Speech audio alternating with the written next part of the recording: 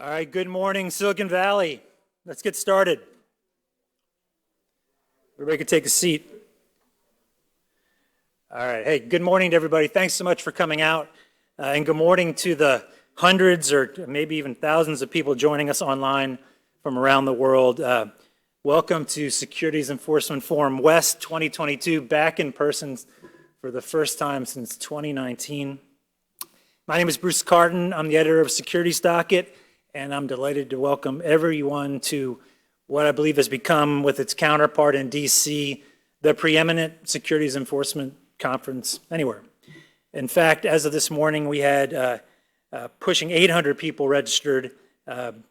We're in person here in Palo Alto for everybody online, but of course it's being live streamed for people around the world as we speak. So our goal with each of these events is to make Securities Enforcement Forum the most worthwhile and enjoyable conference that you will attend every year. It's designed to be a day where the leaders and the future leaders of the securities enforcement world can come together and discuss and kind of celebrate this community, this area of law.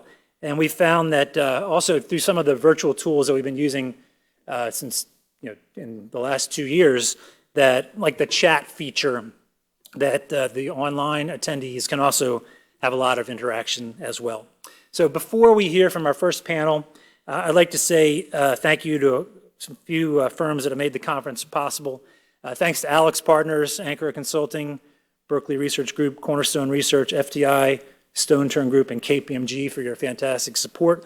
And thank you to the 20 law firms that have stepped up to support this event, including the lead law firm sponsor this year, Morrison Foerster. When you look at the list of law firms that are involved, you see a list of, in my opinion, the best firms in the world in this practice area. A couple of quick housekeeping items which apply both to virtual and in person, right? So there is a website, anybody online is already on it, it's docketevents.com. It actually will be helpful to the people in the room as well. You can get a lot of information on there, bio information, materials, CLE information, and there's also some chat and questions functions for you all in the room as well. So if you want to submit a question, for example, you can just type the question in, it'll come into an iPad to the moderator and they can take as many questions as they can. On the website, you'll find links to the CLE information and documents you may need. For the people who are in the room right now, the main question is probably going to be California CLE. We've applied to California. California is not moving quickly, I can tell you that. We're waiting for approval from them. We've never had any problem getting it, but it just takes a while. We've also been approved for over 7 hours of CLE in Delaware and about a dozen reciprocal states, including New York and New Jersey and states where we typically have a lot of people who need CLE. Any other state that's not on the list you see on there, you'll need to apply separately on your own to get CLE. Also on the website, as I mentioned, there's some excellent materials that kind of complement a lot of the issues that are being discussed today. The agenda, the full bios for every panelist are on there. There's a page where you can write an evaluation rather than doing it on a piece of paper, you can do it online.